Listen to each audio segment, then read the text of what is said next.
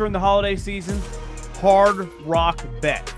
Not just because they're the presenting sponsor of our show, but because they make it easy to bet on my favorite teams, players, and leagues with a few simple taps. Especially with their brand new For You page.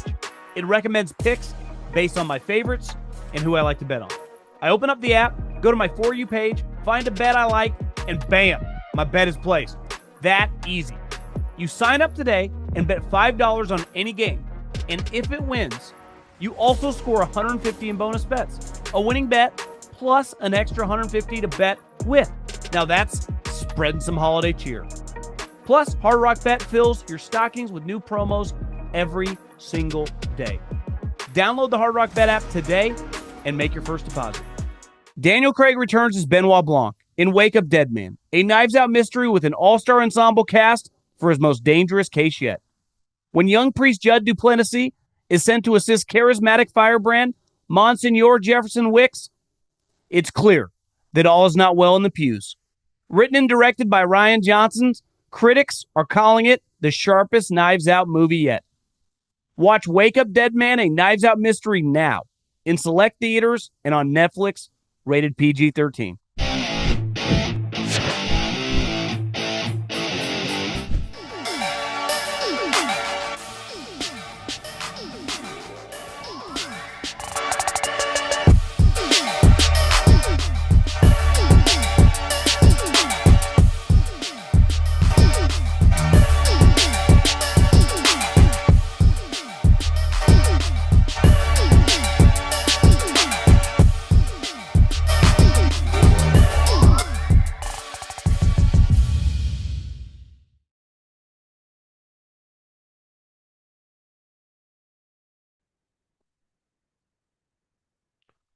What is going on, everybody? How are we doing?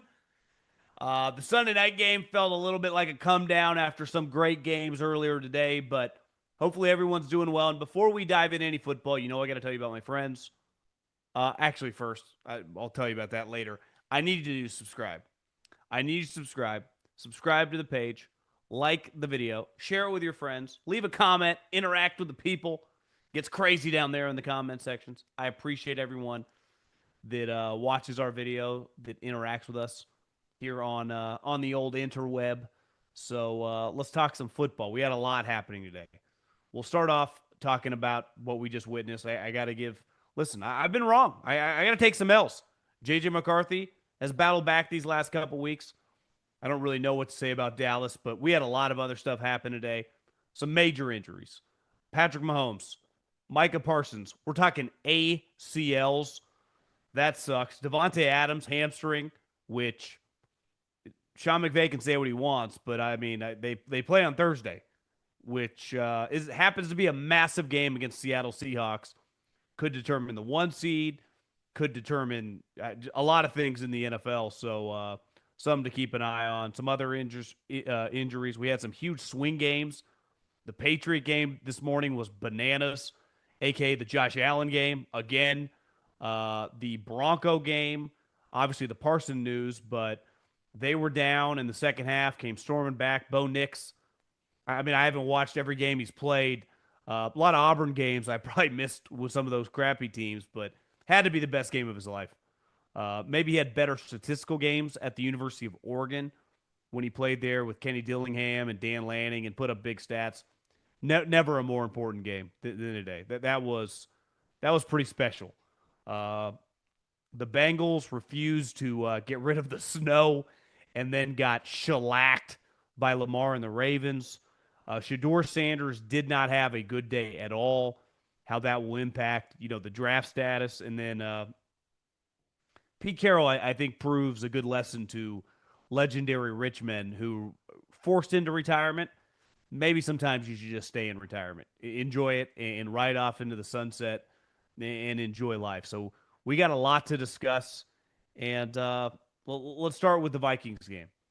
And I've been very hard on J.J. McCarthy, as everyone has. He looked for much of his time while he played. I mean, he was injured a lot. Like a player that you can't function with. And over these last couple weeks, and we talked about this once it's clear they weren't making the playoffs, is there had to be some sign of progress this last month, or else it would cause a very chaotic offseason for them because they would have a major question at quarterback. They could not just run it back and say J.J. McCarthy is starting because they have a locker room. They have people on the team making a ton of money who are big time players. You have to be able to look in the eye and say, we are trying our best to win. It's why the Colts signed Phillip Rivers and not some random quarterback on a practice squad. How could you look Jonathan Taylor in the face and go, we're trying? Because you couldn't. Even if Phillip Rivers, like at least you can say, we believe this is our best option. And he's, even at 45 years old and chubby, better than a bunch of dudes on practice squads. And he knows the offense, right? So J.J. McCarthy to look, especially Justin Jefferson, in the eyes this offseason and go, we're going to keep rolling with this at quarterback. There has to be some substance behind it. And over the last couple weeks, and specifically today, this is, I'm going to get a lot of, it's the Cowboys defense. It's Dallas's defense. And listen, I'm no Matt Eberflus fan. And they looked a lot like they looked before the trading deadline earlier in the season. Didn't look great. But I thought J.J. McCarthy, relative to his standards, was exceptional. I mean, he was balling tonight. He made the best throw of his career on his first touchdown pass when he rolled left, threw across his body as Collinsworth broke it down, let the ball rip before his wide receiver was out of his break. Countless times tonight. And we know he has a good arm, right? When I know he's working through some mechanics, but like J.J. McCarthy has a strong arm. The question with him, and clearly Kevin O'Connell over the course of the year has told the broadcasters his problem has been changeups. His problem has been layering the balls. His problem has been the touch passes. And tonight, countless times he did that. He had Hawkinson on a ball that was beautiful over the shoulder. He had another play down the sideline, I think, to Naylor on a back shoulder play. There was a beautiful concept drawn up by Kevin O'Connell.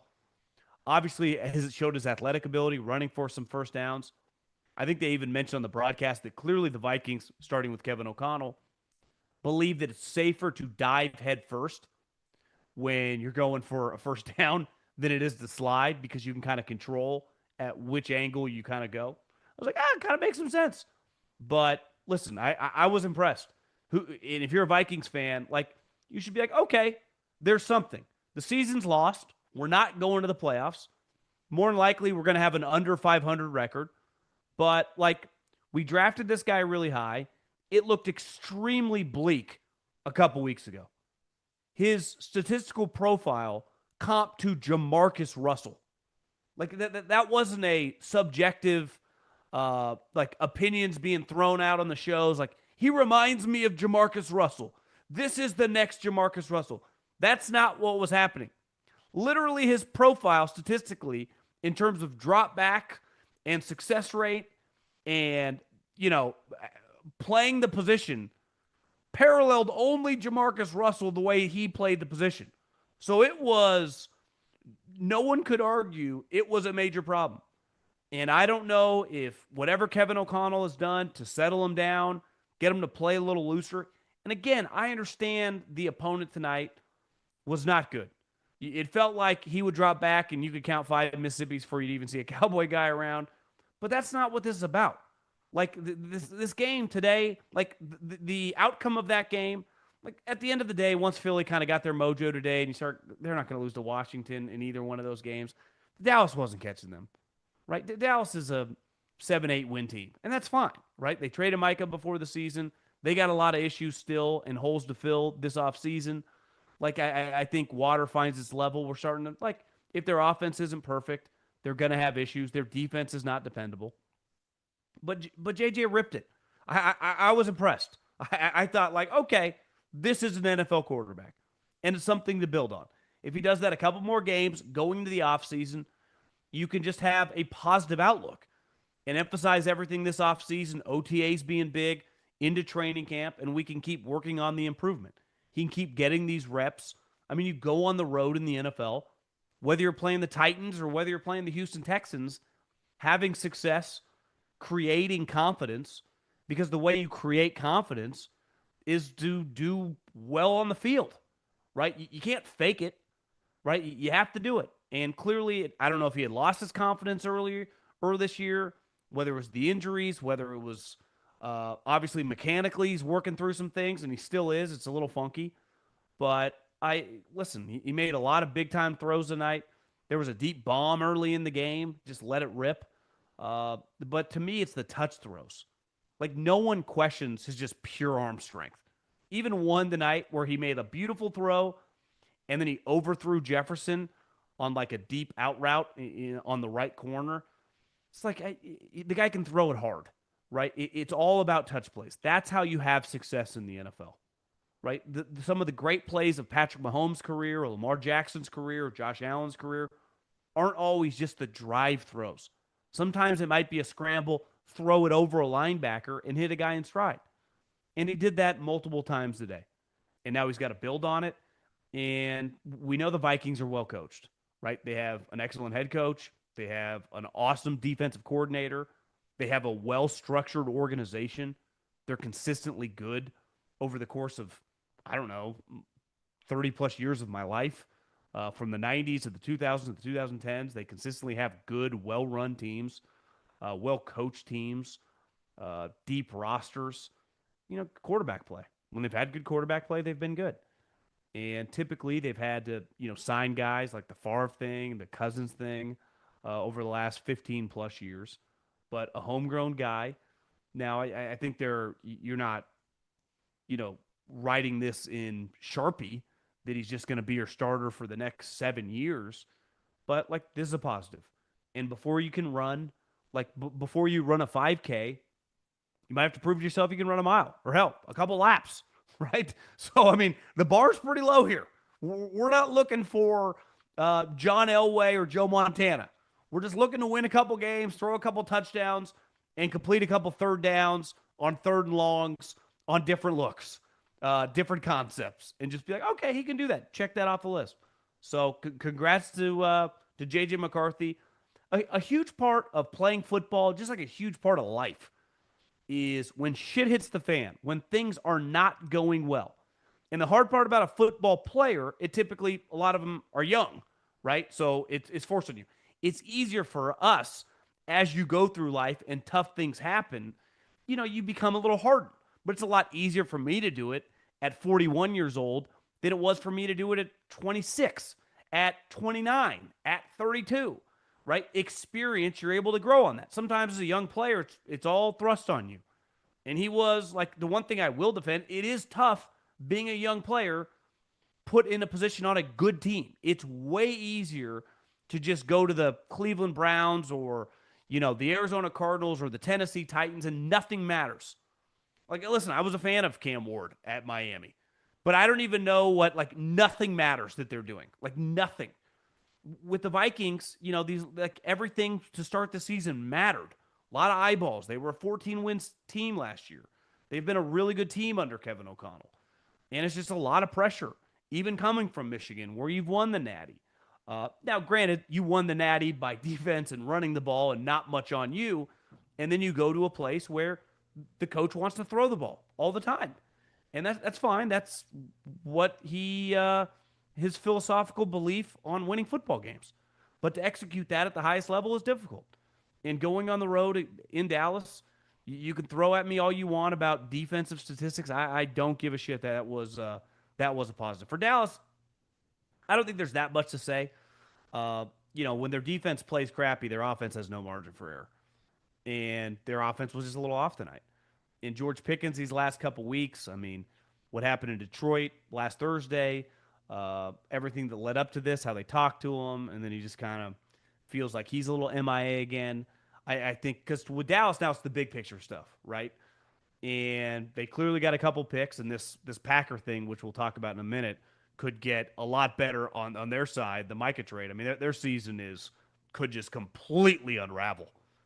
I mean, it's not impossible for the Packers to miss the playoffs. I think it would be unlikely. But if they lose these next couple weeks, this thing could get away from them and get away from them quick. And to me, if you're Dallas now, you're just better off losing.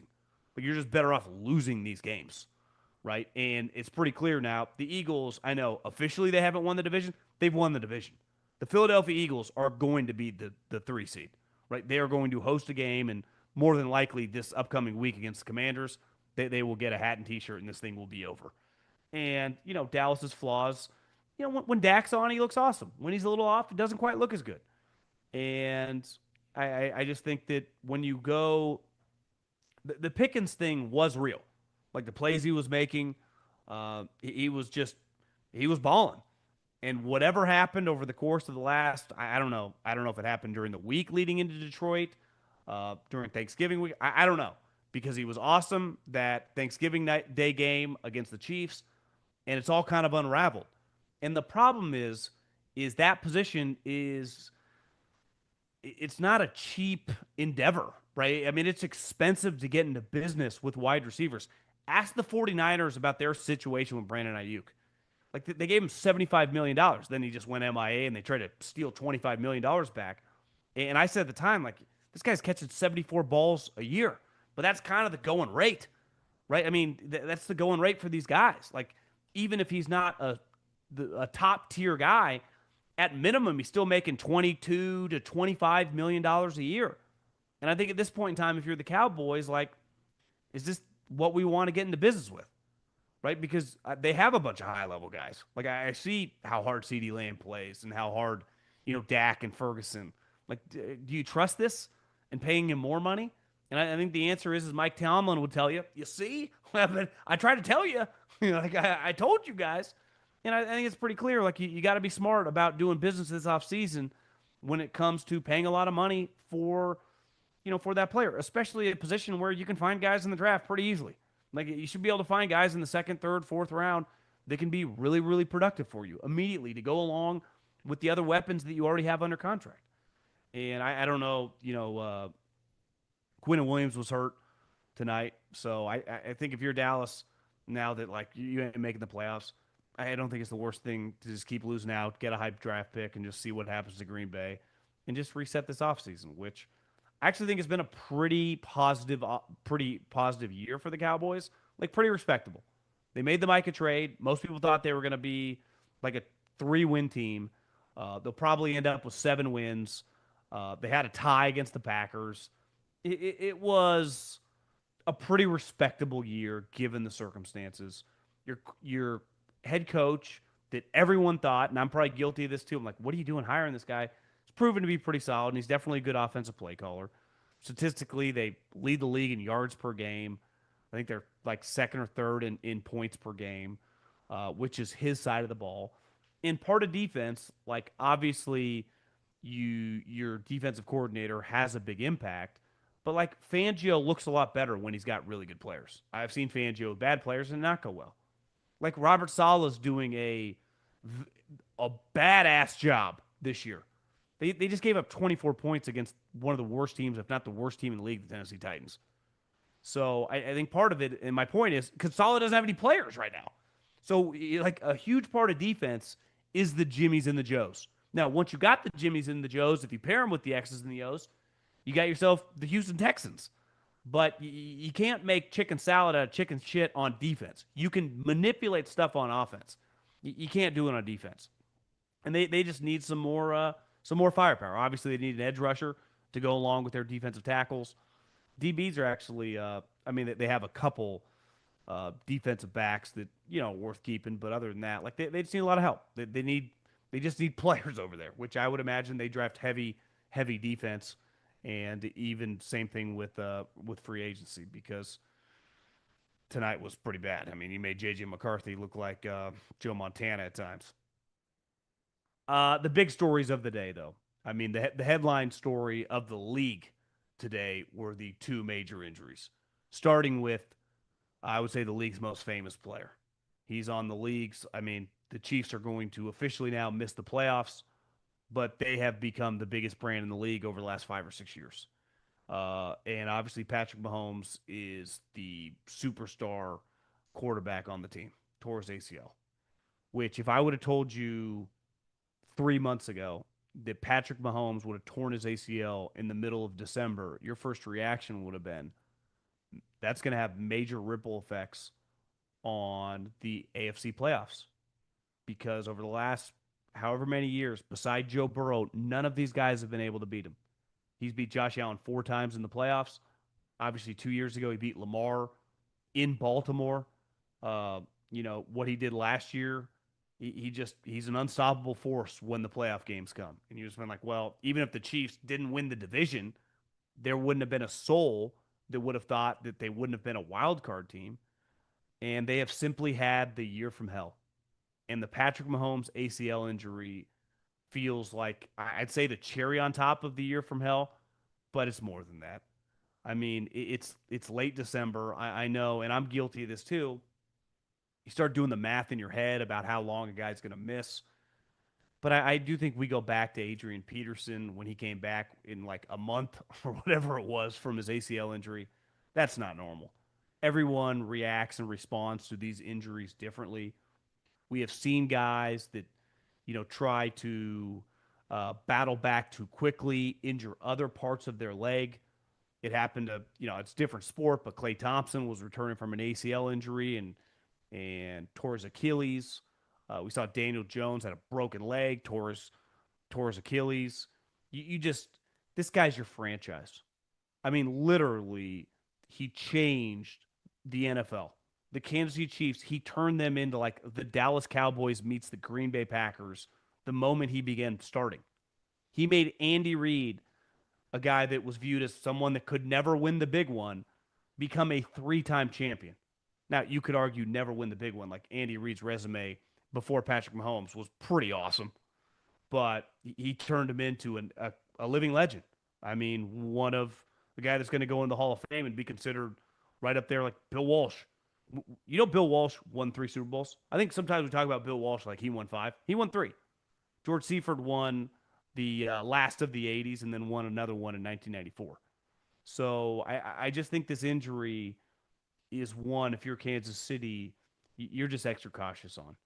And your franchise goes as far as this guy takes you. Now, let's face it, on the field over the last couple of years, he hasn't quite been as dominant. So maybe there's an element of reset here. I think if you're the Chiefs now, I've been saying this last week when it was clear they weren't going to make the playoffs. Like, you're actually better off losing out. Now, I don't even think you have to argue. Just lose out. I mean, just Minshew came in, kind of a tough spot, obviously threw a terrible pick where it wasn't even close to getting to Kelsey. I mean, he basically hit Derwin James in stride. But I think if you're the Chiefs, not only do you want to lose out, you're actually contemplating, depending on how it goes, like if the Raiders look like they could have the number 1 pick, would you actually try to screw them and let them beat you so you derail their draft hopes of getting potentially Fernando Mendoza and getting a franchise quarterback? But there's no way around it. I mean, if you're a Chiefs fan, this year has been awful. They've been tough to watch at times. They've had just devastating losses. And to see him down on the ground like that and to see the visual of him being helped back to the locker room by the trainers, Rick Burkholter, who is the Chiefs trainer, who I've known since Philly. He's been with Andy, I think, like 25 years. It's just terrible. And it's a blow for the NFL. There's just no way around it. Now, a little lucky that this only happens with a couple games left and they're not going to be in the playoffs. And also, like an ACL injury. I saw Jordan Schultz put this out there that same thing with Tom Brady, his 9th year in the NFL. Now Tom tore his ACL, what was it, week 1 against the Chiefs, ironically. I want to say Tony Pollard. It wasn't Tony Pollard, but it was the Pollard. I'm pretty sure he played at UCLA. Hit him in his lower leg. This was a little different, kind of a well, I guess he got kind of bent back on a tackle. Now his knee was already kind of felt like not doing great. But man, I would say though the bigger injury given the impact on 2025 was Micah Parsons.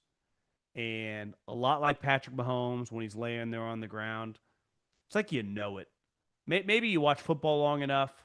Obviously, the non-contact stuff it tends to be pretty clear, but I don't remember a team. I mean, at one point in time today, they were up 23-14. It felt like in full control of the game.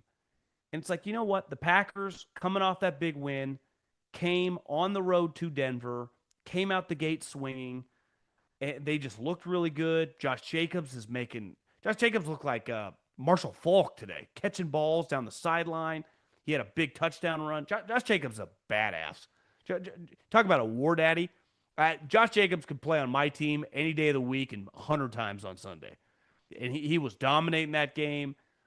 And then Jordan Love throws the pick over the middle of the field. Christian Watson, also a major injury. We don't quite know the results of that. I think they said he was going to go to the hospital when they get back to Green Bay.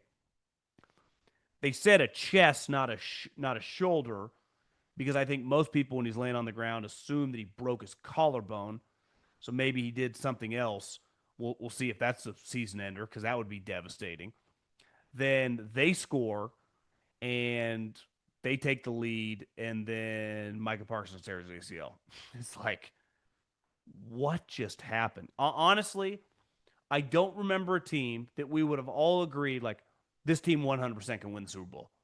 They have a dominant running back who can run and catch. They have more than enough wide receivers. Even though their star tight end is missing, they've done enough to fill that. And their defense is unreal, led by a $40 million a year pass rusher who just looks like he's shot out of a cannon every time he pass rushes. Then their fastest guy on offense, just taken back to the locker room, who's injured, who just gets injured a lot anyway. So you're just like, that's not good. But when Micah Parsons was on the ground, honestly, I just felt like their season's over. That was my first response. And then I didn't see the clip till halftime of the Sunday night game when they show LaFleur. He looks like he saw a ghost. How would he not? Was literally coaching a season that was, one, he knows he has a team that's in a weird way, like get to the Super Bowl or bust. I would say minimum NFC championship or bust. He's also kind of coaching for a contract extension.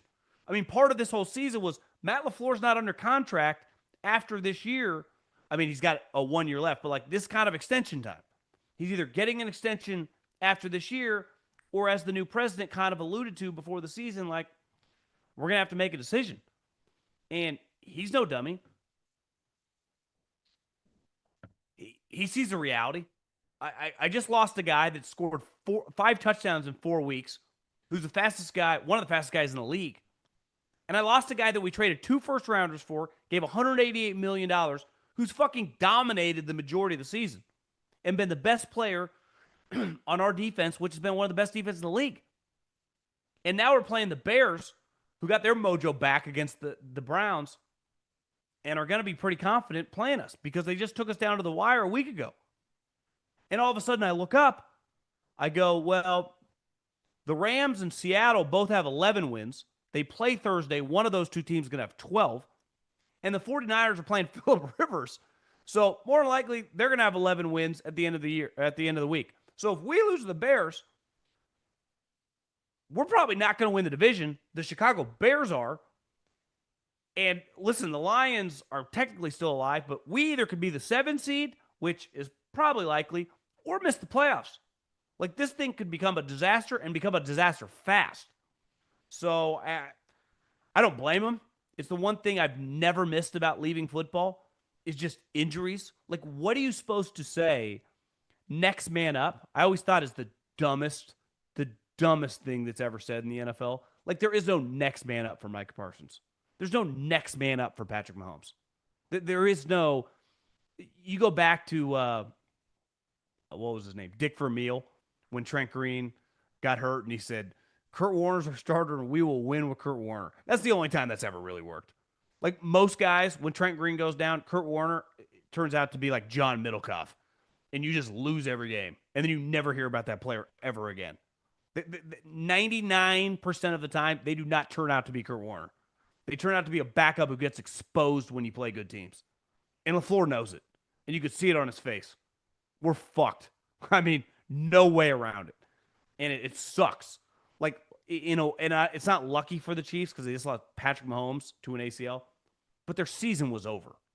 Right? So it sucks. You don't want to lose a 30-year-old superstar quarterback to a torn ACL, but you were not going to the playoffs. So it just sucks that he's injured. Right? For the Packers, I mean, halfway through this game, Matt LaFleur had to be thinking like, we're not only going to win this game, we're going to beat the Bears next week. We're going to get the number one seed, and we're going to win the freaking NFC, and then we're going to win the Super Bowl, and I'm going to become a legend. I'm going to be like the skinny kind of millennial version of Mike Holmgren. Like that's what I'm going to be. Uh, I'm going to get a statue in this franchise one day, and then it flipped, and that's how fast things happen in professional sports, especially in football, where in any given play, someone can just be lost. Like at any given play, it's like Daniel Jones is laying there. It's like, what's his injury? Well, he's got a broken leg and a torn Achilles. Career could be altered, never be the same again. I mean, that's how fast it happens. And I think a lot of these injuries, maybe it's just the world we live in. We have so many cameras. You just know it when you see it. And there wasn't a soul that watched Micah Parsons laying on that ground that thought, like, oh, he might have just tweaked the knee. We all thought the same thing. He just tore up his knee. He's done. It's over. And it sucks. There's nothing you can even say unless you're a Packer fan, and then you just say a lot of swear words and throw things at the wall. And hopefully, well, TVs are cheap. I just bought a couple. They're actually extremely cheap for like the inflationary times we live in, where everything costs an arm and a leg. I mean, you can't even find a sandwich for like under $20. You can find like an 80-inch TV for like $375. So if you did break your TV, at least you can go on Amazon. You actually just get it delivered to your house. I think you can pay like $50. They'll even hang the thing for you. But before we move on, really quick, I do need to tell you about my friends and my partners. Game Time. They're the best in the business. I've been using this ticketing app for as long as you guys have known me, and I because of doing this, I haven't been able to go to any football games lately, but been to concerts, been to multiple NBA, NHL games because of them. I know a lot of you guys have gone to football games, and I hope you had a good time. And I hope you didn't pay that much because you can find tickets as low as $100. The tickets you see when you're searching, you want to search like I'm going to Lincoln Financial Field, I'm going to SoFi Stadium. Whoever the opponent is, wherever you want to sit, it gives you sight lines, and the price you see when you purchase the tickets or when you click on it is the price you pay when you check out. There are no hidden fees. The price you see is the price you pay. So take the guesswork out of buying tickets with Game Time. Download the Game Time app, create an account, and use the code JOHN, that's JOHN, for $20 off. Terms apply again. Create an account, JOHN, $20 off. Download the Game Time app today. Last minute tickets, lowest price guaranteed. Parsons thing, I just still can't quite get over. That sucks. I mean, it's the Packers. If you're Roger right now, I mean, they're a cash cow for the league. You want them playing in big games, and like I said, I mean, I was wrong on the Bears. Um, I believed in the coach, but I was not a believer in the quarterback. Didn't think it was going to work with the coach. He has been excellent. Caleb's made so many plays over the last month. I mentioned this to Coward when we recorded, like the mental fortitude they showed going into that game today. And I get it, you're playing the Browns, but to show up and just beat the living you know what out of them was like this team's for real. I don't know if I'm picking them to win the Super Bowl, but after the devastating injuries with the Packers, sitting here on December 14th, I mean, I like them to win this week against Green Bay, and I like them to end up winning the division. And that's all of a sudden the Bears are going to be the 2 seed. Like, think how crazy that is. I think last year, didn't they lose like 10 straight games? They fired Eberflus the day after Thanksgiving. A year later, they are, I mean, let's face it, a game away from essentially winning the division and probably being the 2 seed. I guess not inconceivable if Seattle and the Rams both lose a game or two that they could have the number 1 seed. It's not out of the realm of possibility. What a turn of events. I mean, speaking of a team that might get the 1 seed, I mean, Puka Nacua is like the Polynesian wide receiver version of George Kittle. He's just, I don't ever remember a receiver quite like him. How physical he is, how tough he is to tackle. Just what a all-around baller the dude is. I mean, he's really good. But it does help to have help. And when you have Devante with him, you can't like throw three guys at Puka Nacua, right? Because at any moment, Devante can just make sweet catches, score touchdowns. Like, he's a Hall of Fame level guy. And when I looked up today and saw Devante get a flat tire and that hammy, what looked like, pulled it again. And, Sean said after the game that he wasn't going to rule him out for this week. The problem is this week is in 4 days. And typically you don't pull a hamstring, especially when you've had reoccurring hamstring injuries, and go on the road. And I haven't checked the weather, but it's probably be cold and wet and play.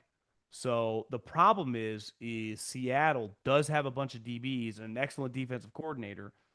And to me, that entire game plan is like, listen, there is no way Puka's going to have like 10 for 140 on us. It's just not going to happen. We're going to try to keep him like 50 yards, and we will double cover him every single play. I don't care what formations you do. We're going to have two guys designated to him and make these other tight ends and your two running backs beat us. Because if you told me the Rams went in fully healthy, now their defense has issues, but Seattle is not playing well on offense. Sam Darnold was not good for a lot of today. Now, clearly, the Colts had some life with Rivers, but that Devante Adams injury is pretty big, specifically for Thursday, which, if you're the Rams and you sweep Seattle, and Seattle still has to go on the road and play the 49ers, pretty big. So, I mean, I think this game, to me, with Devante out, is a total coin flip. The other injury is the 49ers play the Titans, who are just atrocious. I mean, they're really, really bad. There are plays where, like, is this really happening? They also had some positive plays as well. Part of it is the 49ers defense. They got a lot of randos out there. But offensively, the Niners look incredible. And part of it is George Kittle's as good as he's ever been. George Kittle right now looks like a combination of like the physicality of Pete Gronk with the ball skills and running ability with the ball in his hands of like Pete Travis Kelce. I mean, he looks like an unstoppable force. McCaffrey is just slow and steady. Like he's not quite as explosive as he was a couple years ago, but he's still an unreal player. Juwan Jennings dominated. Rickey Pearsall, who obviously they drafted in the first round 2 years ago, got derailed early last year because he got shot. But if you remove the gunshot wound, which I saw, I think the doctor that removed the bullet said the crazy part about that is it was an inch or two away from being, catastrophic for the guy's life. But he's battled a bunch of other injuries, from hamstring injuries to shoulder injuries to knee injuries. And he rolled his ankle today. He hurt his knee at the end of the game. And Kyle said he might have re injured his PCL, which is a problem. Because if this team's going to make some noise, which they still can, like it's not inconceivable if Seattle were to take down the Rams on Thursday night, like they could still win the division because they still play Seattle week 18. Now, they still got to beat the Bears in a couple weeks, which is not going to be easy given how well the Bears offense is playing. But their success is going to hinge on their offense dominating and their defense just doing enough. And part of their offense dominating is like Brandon Ayuk. Kyle's like, yeah, we haven't seen him in forever. Haven't seen him forever. Yeah, I don't even know where he is. Right? It's like, he's not coming back. This thing's a disaster.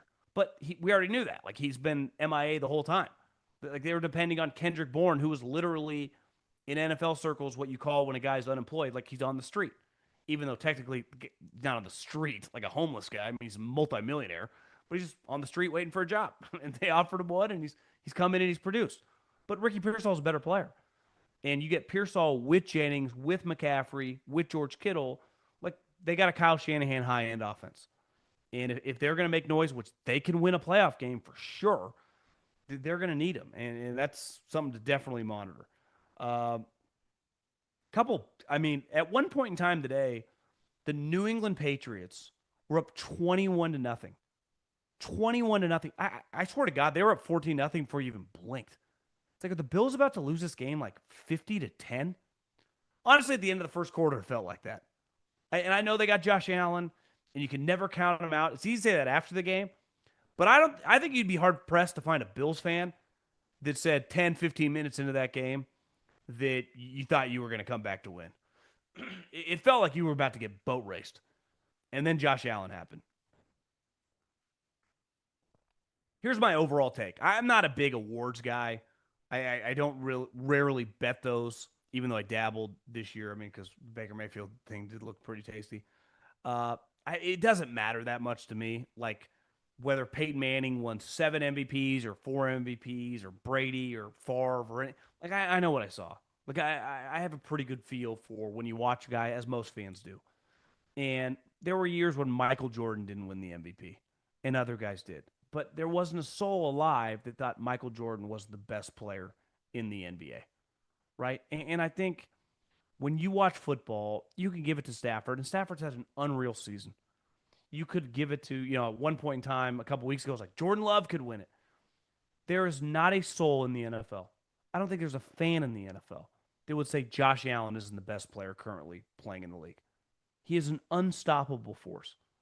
So whether he wins the MVP or not, he's the best player in the league. And we all know it. It's why I think awards, and listen, it'd be a feather on the cap for Stafford to win the MVP.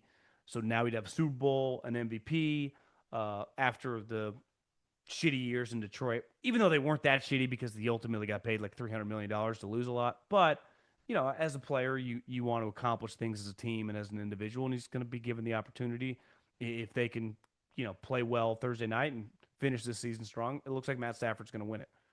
Matt Stafford's not better than Josh Allen, and we all know it. And what Josh Allen did today, when he flipped that switch, they went 5 straight drives, 5 straight touchdowns. He's making plays with his legs. He's throwing these dimes. He's keeping plays alive, scrambling to throw it. It was just fun to watch. And if I was a Patriot fan, that thing went from we are kicking the you know what out of these guys to when they took the lead late in the fourth quarter, and then you scored immediately on the Travion Henderson run. So you're like, maybe it was destiny. We're down 4 points, and then Henderson hits it, and we're up three. And then what happens? Allen takes you right down the field with a lot of James Cook. They score again. And Josh McDaniels, I think you guys ran 7 more plays, called one run. I had a couple people DM me that were like, we were gashing these guys in the run game. And he just didn't run it. And the one run of those 7 plays went for 5 yards. And they got really pass happy. I don't know if Drake just got skittish, if guys weren't open. Obviously, it's cold, it's snowing. Uh, Josh is unfazed, but Drake's a young player. This isn't exactly the Gronk, Edelman, Randy Moss, and Troy Brown running around out there. And it crumbled, and it crumbled on him fast. I mean, when they went turned it over on downs late in the game, it was ugly. It was really really bad. So it's just one of those moments where you're like, it's tough. I mean, the worst case scenario is like the Blue Jays in the World Series when you start looking at like your dad, your buddies, just whoever you're watching the game with, are like, we're about to win the World Series. Nothing gets worse than that. I think they had the lead in the World Series with 2 outs to go. Like that's the worst case scenario. But you got 3 quarters of football, you're killing them, and you're going, we're gonna win the AFC East on December 14th against the Bills and Josh Allen. Do you know how awesome that's gonna feel? And everyone's kind of feeling it. And there's probably a little cockiness that comes back from, the decades of watching Brady and Belichick just curb stomp people, just win this division year after year. It's like, we're back. And then you weren't back. And Josh Allen beat you. Now, I still think the Patriots can win the division, obviously, just based on math, but shows you, man, you just can't count this guy out. And I would say the same thing for Denver. When they're down 23-14, and they weren't really playing that bad, but Jacobs has hit a couple big plays, and you just thought, listen, like, this isn't the end of the world. The Patriots had lost, so you maintain that number 1 seed, but this team's coming off, big win. It's like, are you just not as good as the Packers? And then Jordan threw that pick, and then it just flipped. And like I said, earlier, I haven't watched every Bo Nix game. I definitely didn't watch many at Auburn. Clearly, it didn't go well for the majority of it. A lot of in fairness, like the Oregon, the offense was the offense. And, a lot of people gave him shit for throwing the ball behind the line of scrimmage. He put up great numbers, and they were a really good team. But what he did today is nothing like I've ever seen that guy play football. That was as good of a game as I would imagine he's ever played. And when you factor in the opponent, that's easily the best game of his life. And he needed it because, like, Denver has a championship defense. They have a coach who is comfortable being in the playoffs. Like, there's no questioning the head coach running a playoff team, and there's no questioning their defense. But when your quarterback is not dependable, things can get weird in the playoffs because you have a crappy half, your season can be over. All of a sudden, you throw a pick or a pick six, you find yourself down 17-3. You can't get back and you lose. And if he's going to play like that team can win the Super Bowl. If he plays like that, no one's beating Denver. If Bo Nix is going to be good, they will be the AFC champions, especially if it has to go through Denver. There's a reason Denver beat the Patriots so many times in the Belichick era. There's a reason that Peyton Manning got them, right? They're very, very difficult team to beat on the road. Going to Mile High, fan base is crazy. It's loud. It's intense. The weather plays a factor. And, you're playing an excellent defense. So I I haven't been sold on Bo Nix because he hasn't played well. And you've watched him, you went, you can't function with this. If he plays like that, I mean, that looked like Josh Allen or Patrick Mahomes in his prime. That was an elite performance. For a majority of the game, he was playing well too. It was when Micah was out there. And then when Micah went out, it was truly on like Donkey Kong. He was, I don't think he was sacked today. Uh, Passes on the run, obviously some beautiful over the shoulder deeper balls that he has missed on a ton to Cortland Sutton. He made an unreal scramble to his right where he split like these two defenders that were like 10 feet ahead of him.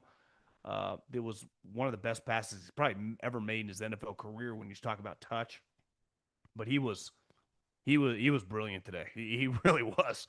I saw some Packer fans on the internet. It was like did the football gods come down and just throw him a bone for some of his earlier performances because that was awesome. It looks like the Patriots now, have a little work to do when it comes to that number one seed. But listen, if I were told any Patriot fan, would you be cool with having the number two seed? For sure.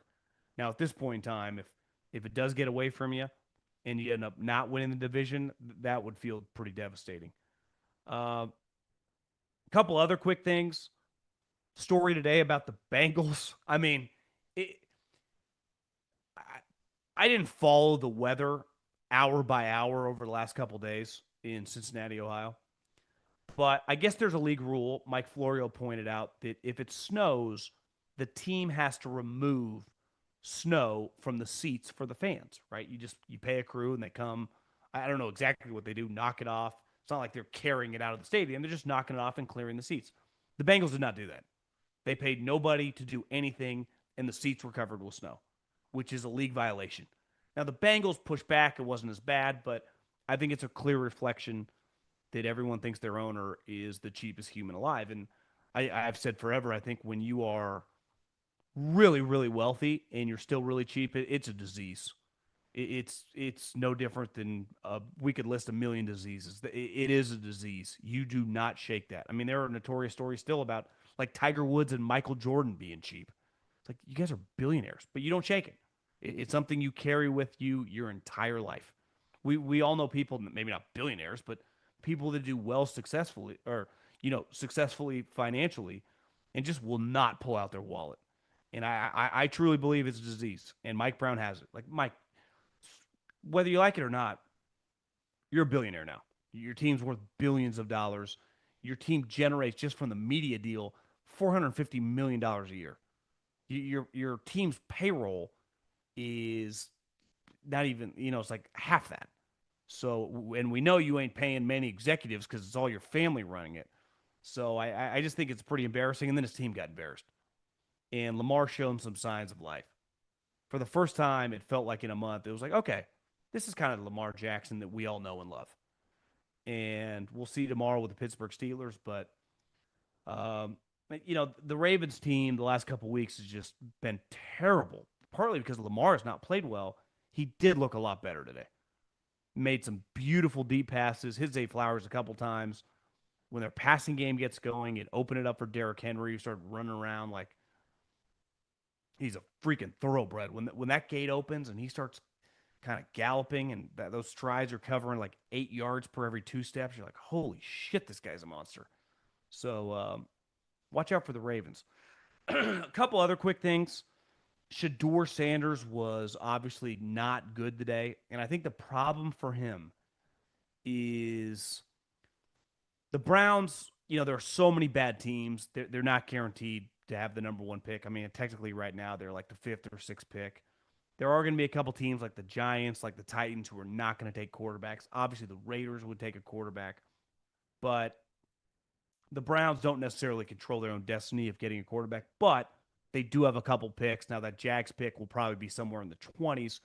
So, but they do have that as ammo to move up a little bit if the Giants or whoever want to move back. But you have days like today. It is now one of his interceptions was not his fault. It literally went right through Jerry Judy's stomach, and Jalen Johnson just grabbed it and picked it off in the end zone. But he had the other two picks were atrocious, and obviously the team's terrible. Uh, I just think it's going to be very, very difficult for him to show enough, whether this regime stays or is gone and new people come in, for them not to be extremely aggressive to try to get. Now, Fernando Mendoza is the only quarterback that comes out, and the Raiders have the number one overall pick. It'll be a moot point because they will just draft the kid. And if Dante Moore goes back to school, we saw Sellers went back to school. With NIL, a lot of these quarterbacks go back to school, and you just kind of roll back with Gabriel, Shedeur, and that's kind of your quarterback room with Deshaun Watson, I guess, coming back, and you just kind of roll it over. But that just shows you this team is really, really bad. I mean, that was the Bears clown them today. They embarrassed them. And I think one of Shadeur's problems is, and we talk about getting rid of the ball, and it was a knock on him in college. Well, in the Big 12, not many good defenses in the Big 12. In the NFL, Shedeur is athletically is much closer to like a Kirk Cousins than he is to like a Bo Nix. He's not a runaround guy. He is a pocket quarterback. You have to get rid of the ball quickly. When you try to run around scramble, that is not going to work out well when you have your skill set. He didn't get his father's athletic ability. Clearly, he got his mom's. Right? I think they've even joked about it as a family. But when you're going to throw a bunch of interceptions down the stretch and your team keeps losing, you're just not like next year's in major question because if they do draft a quarterback really high, are they going to keep Shedeur Sanders as the backup? Now, typically, with a fifth round pick, you'd be like, yeah, just keep him around, and he'll just compete for the backup job with someone else. But Shedeur is so much more. They could draft Fernando Mendoza. Shedeur is more famous than Fernando Mendoza, which is just a reality. And he's definitely a bigger talking point. And it's just one of those situations that, like, this thing could just get weird, and it could get weird fast. And you can kind of feel it coming if their games like today are going to keep happening these last couple of games of the season. And last but not least, sometimes, and listen, I've never been in my mid-70s, but I've also never been worth $100 million, and probably more. And I think when you look back at Pete Carroll, he was forced out of Seattle, and he's a prideful guy. He didn't want to quit, and he didn't have a choice. The problem is when he was forced out, he refused to wave the white flag. He was desperate to do whatever it took to get back involved. Now, the problem is that his options basically didn't exist. Teams didn't want him. Until one team was pretty desperate, didn't have any other options to hire a coach, and they hired Pete Carroll. Turns out it's the Raiders. And Pete Carroll is adamant, and every time I see him talk, he's like, all I've ever done is win. All I do is win. The problem is now you're just losing. And you had a team that didn't even get 100 yards of offense today. And typically, like, Willie Mays on the Mets, uh, you know, some of these famous players that, and I wouldn't compare Pete Carroll quite to Willie Mays, but you know what I mean. If LeBron next year finishes his career like the Atlanta Hawks or whatever, sometimes things happen and you just forget about them with time. And it is true. Like, this season is not going to define Pete Carroll's career by any means. Super Bowl champ, he's a national champion. He's coached and drafted Hall of Fame players, Heisman Trophy winning players, legend. But it's over. And this is a guy that should have just rode off in the sunset. Been a rich guy, enjoyed himself in Southern California, maybe taught a class at USC, hung out by the beach, maybe done some TV for Fox in studio if he needed to get his football itch on. But he was adamant, like, I have to coach. And it shows you, which I do respect. And I would put Belichick it's, Belichick's, it feels like a little more scandalous with the Jordan Hudson thing. But like these guys just couldn't tap out. They just refused to go. And sometimes you just got to go. And he didn't. Oh, I also wanted to hit on one more thing. Phillip Rivers, he cried after the game.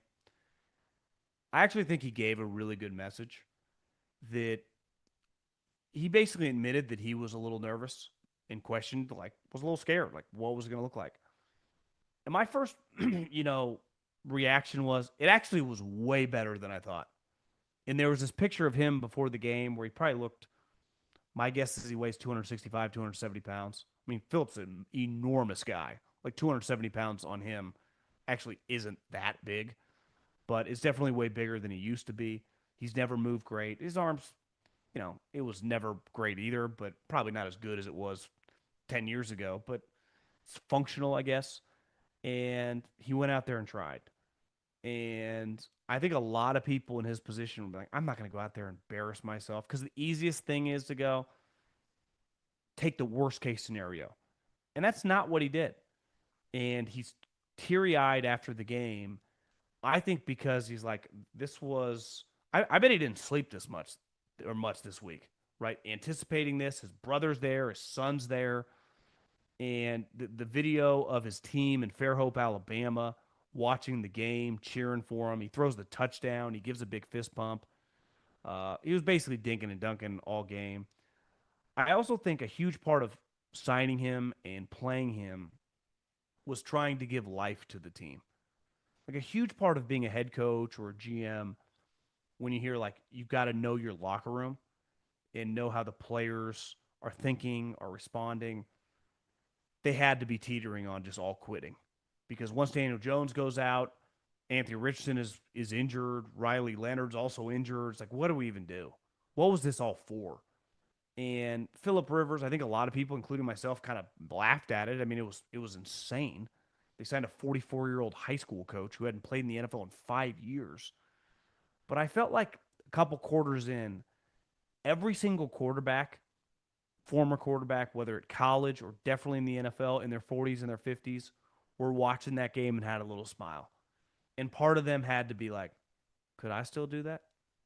Could I still throw a couple first downs? I mean, there was that viral video of Vinny Testaverde with John Gruden getting down, doing the hard count, and you could just see it in his eyes as he went on and on. It's like, God, Vinny, if you needed a 3rd and 8, Vinny thinks that deep down in his mind he could give it to you.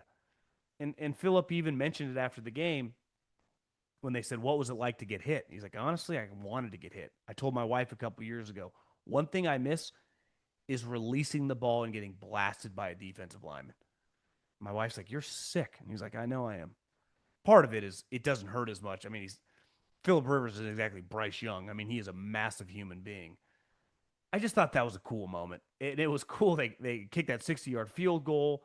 Now, part of it at the end of games now, when you leave a team 40, 50, 60 seconds, even if they don't have timeouts, with this new kickoff rule, is you're going to get the ball at minimum at the 30 and a lot of times at like the 40. So you're just like one big completion away from kicking a game-winning field goal, which is exactly what happened. And last but not least, Monday Night Football, I'm taking the Miami Dolphins +3 on the road, freezing conditions, partly because they don't need Tua to throw. They have been winning without him. Run the ball, while I also like Achane, multiple touchdowns. I'm going the Dolphins +3. I'm going Achane, multiple touchdowns. And the fighting Mike McDaniels potentially get back to 7-7, be one of the great stories in the NFL. Adios. See you later.